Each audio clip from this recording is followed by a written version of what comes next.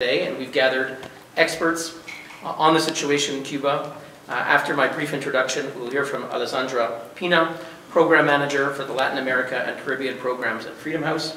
We'll then hear from Gabriel Salvia, Director General of the Center for the Opening and Development of Latin America, CADAL. And then we'll hear from Rosa Maria Payá, President of the Latin American Youth Network for Democracy and coordinator of the Cuba Decides campaign. I do want to thank our co-sponsors, all of whom are represented on this panel, not only UN Watch, but CADAL, Freedom House, Cuba Decide, and Red Latinoamericana de Jóvenes por la Democracia, if I pronounced that okay. We hope that this event will shed light in a way that is not necessarily happening tomorrow. As you know, the event of the UPR is an event of member states. Cuba will be reviewed by other member states. We do expect, we do hope, we trust that a number of democracies will use their brief time, 1 minute often, to apply real scrutiny, to pose a real question, and to challenge Cuba on its human rights record. That was the whole point of the UPR. Regrettably, too often, many UPR sessions result in what we have found to be a mutual praise society. That many of the governments taking the floor do not use their time to ask a question, to apply scrutiny on a concrete legal issue or a practice that is inconsistent with human rights obligations of the member state, but rather they use their time to praise that country, and in return that country praises them. And we've seen that, and I regret that tomorrow we expect much of that to happen. And as I said, regrettably NGOs do not take the floor, nor do experts take the floor. It is member states and then the country under review, Cuba. And so we hope that today will offer an important counterpoint, an important alternative view for people who have devoted themselves to the situation of human rights in Cuba. Before I turn the floor to our experts on the situation in Cuba, I would like to share a few words of what we have seen here at the United Nations, because when Cuba's record is reviewed, it's also Cuba's record on the multilateral stage. Cuba is a member of the Human Rights Council. They've been a member forever. And it is important that we hold them to account in how they are conducting themselves here at the United Nations and at the international stage. And we note that the Secretary General recently on Twitter complimented Cuba for, quote, generously supporting multilateralism. And I think that was in regard to a certain conference that was held in Cuba. But the notion that Cuba is supporting multilateralism is something that I think we have the right to question. And in my brief remarks, I want to question whether Cuba is really supporting multilateralism. And I refer in particular to the situation here at the United Nations and here at the Human Rights Council, which meets upstairs. And I want to look at, first at today's topic, the UPR. Is Cuba supporting the mechanism of the UPR? Let me tell you what happened last time Cuba was reviewed, several years ago, about 5 years ago, and this was in 2013, and see how Cuba treated that important multilateral process. In 2013, when various countries were reviewed, including Romania, Germany, Russia, Canada, the typical amount of NGOs who submitted information to the UN were the following. When Turkmenistan was reviewed 5 years ago, 9 NGOs made submissions. When Romania was reviewed, there were 12 submissions. When Germany was reviewed, there were 23 NGO submissions. When Russia was reviewed, there were 32 submissions. And on Canada, the most were 48 submissions. However, there was one very particular standout. When Cuba was reviewed that year, the number was 454. So 454 NGOs, more than 10 times the amount of any other country, made submissions on Cuba. And actually, when you looked at who was making the submissions, it wasn't Freedom House, and it wasn't CADAL, and it wasn't Cuba Decide. It was groups that are organized by the Cuban government, that are not NGOs at all, or friends of theirs from other countries who are also not NGOs at all. Cuba had committed fraud on the UPR system. It had blocked up the documentation submitted to the UN so that a false picture would be presented to the world, because the United Nations submits what they call the summary of stakeholder submissions on Cuba, and it was full of false NGO submissions. When we raised this issue, actually we counted that out of 105 paragraphs, 72 were praise of Cuba's human rights record, with 93 separate statements of praise for Cuba. When we raised the issue, Cuba's UN representative went ballistic and called a point of order and said, quote, "It's inconceivable for this NGO to here and now try to call into question the procedures which were followed during the Cuba UPR. It's not up to an NGO to question other NGOs in respect of their submissions, etc., etc." And of course, and they asked to silence us, and I quote, "President, could you please tell this representative that they cannot speak in respect of a country that has already undergone its UPR review? Could you please not allow them to take the floor again?" So this was Cuba's response. They tried to silence us upstairs for exposing the reality. What is the reality today? Well, we've just received the stakeholder submission. I'm referring to document A/HRC/WG.6/30/CUB/3 from 9 March 2018, which I just received upstairs from the United Nations. And, well, what do we see? Well, I'm going to quote from you several statements, and then I'm going to list for you who were the groups making these statements. At paragraph 6, this is in what will be submitted tomorrow as part of the system, we have a group that says that it notes that a independent expert visited the country. Doesn't say who visited, but okay. Then there is the statement that Cuba has, the government recognizes culture as an essential source of development. The joint submission notes that Cuba guarantees the full enjoyment of economic, social, and cultural rights through a planned economic development model which combines social and economic aspects. All right. And I can go on. Basically, there's a submission by dozens of NGOs. I didn't count yet, but we will count later today and publish the amount. That you have a massive joint submission. It also reports on the negative impact on the enjoyment of human rights, not by something that Cuba did, but on the economic, commercial, and financial embargo imposed on the people of Cuba. So again, this is not actually Cuba's human rights record, but talking about the United States, criticizing their embargo. And this joint submission, you may ask, who made this joint submission? Was it Amnesty? Was it Human Rights Watch? Well, actually, no. If you look at the end of the document, it's called JS2. Those who are signed on JS2, it's a whole long list of groups. And one of the groups, and I don't speak Spanish, but someone will have to correct me if I get something wrong, but one of the groups is Federación Cubana del Deporte Canino, which, if I understand correctly, is about dog sports. Yes. Yeah. So one of the so-called NGOs is a group that is a federation dealing with dog sports in Cuba. One of them is Sociedad Cubana de Anestesiología, dealing with anesthesiology. Well, in case you fell asleep at Cuba's lies, maybe this will wake you up. Another group is Sociedad Cubana de Microbiología y Parasitología, about parasites. Another group is the Sociedad Cubana de Psiquiatría. So, well, maybe we do need psychiatrists to help us with what we're receiving from Cuba. We have something also, Sociedad Cubana de Toxicología, which deals with poison.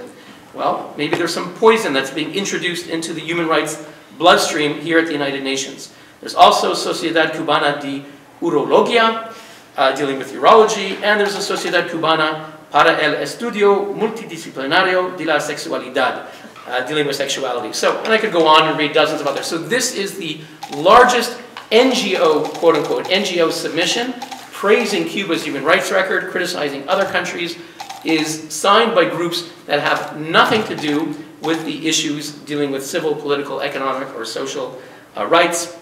They are Cuban state-controlled entities. They went around to state-controlled entities and forced them to sign and made these submissions. Once again today, the official document of non-governmental organizations is riddled with fake submissions by organizations that have nothing to do with human rights and that are not NGOs. So is Cuba supporting multilateralism? I asked the Secretary General, and I asked him to look at how Cuba is treating the UPR. They're once again committing fraud on the UPR system, trying to jam the system with with fake information.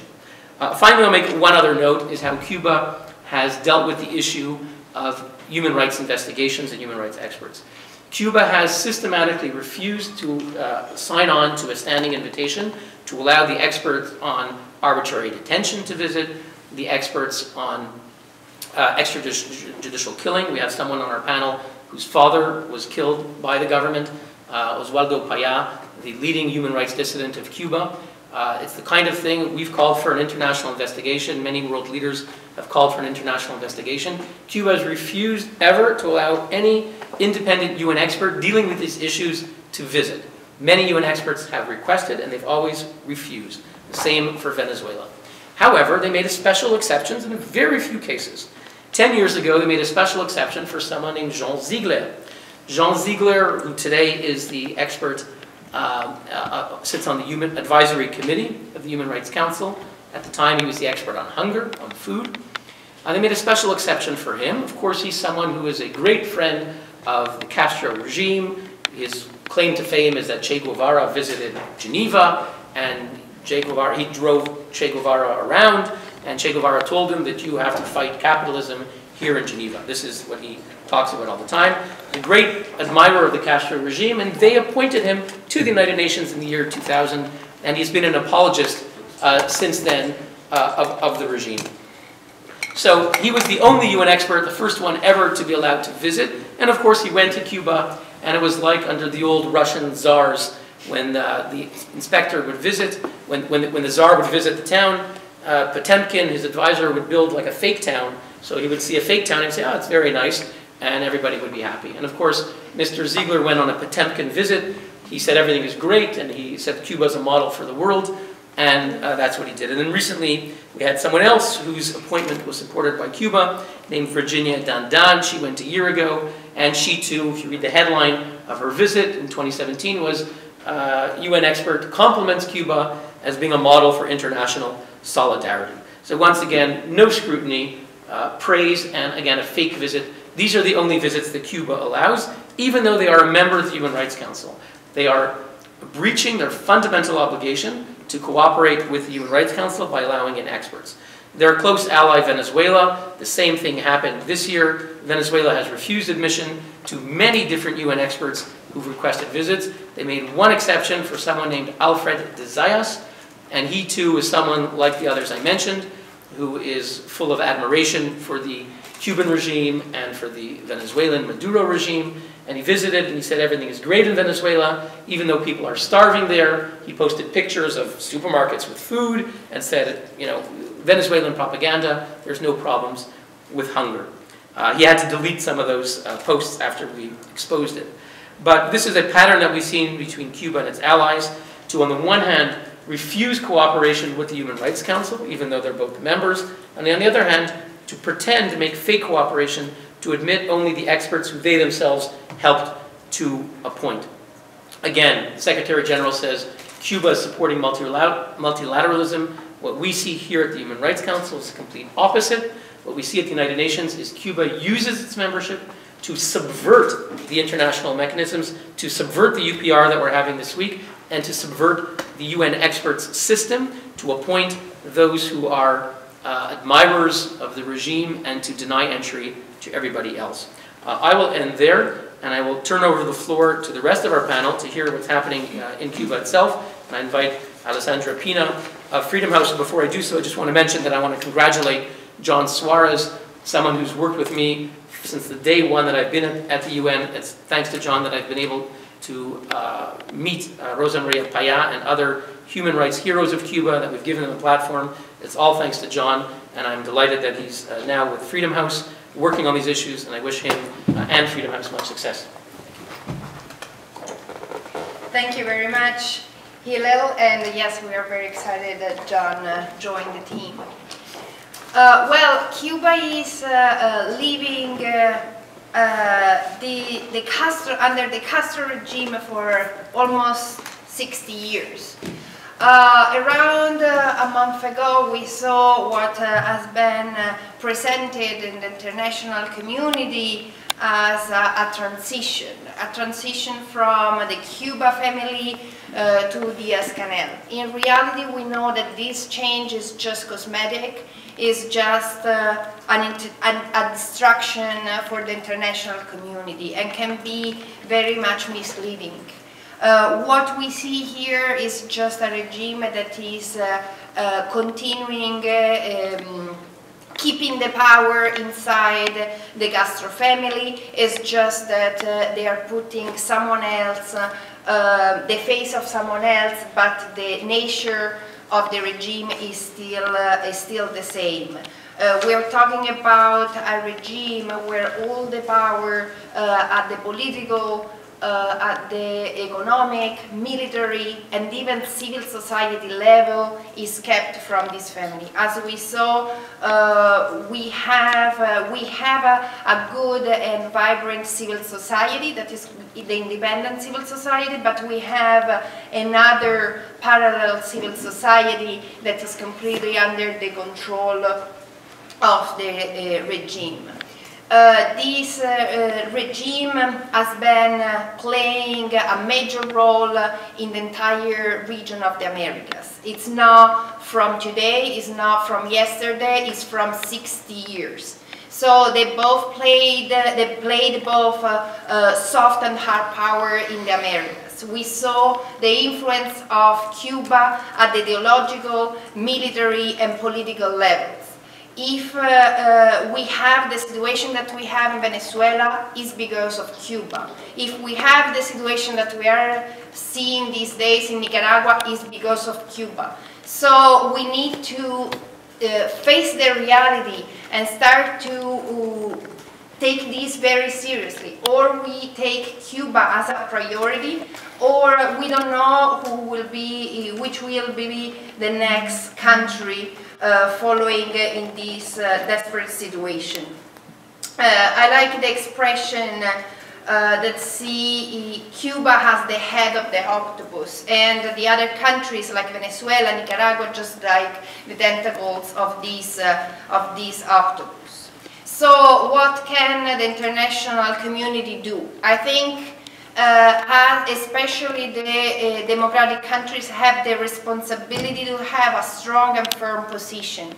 Unfortunately, too often we see this expression, like you mentioned, about supporting Cuba is supporting multiculturalism or multilateralism.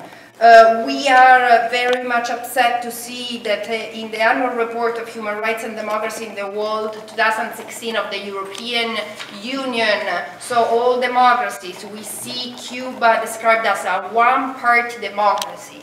This is extremely serious and we are extremely concerned. Freedom House is really calling all the democracies, all the countries that are historically not only strengthening democracy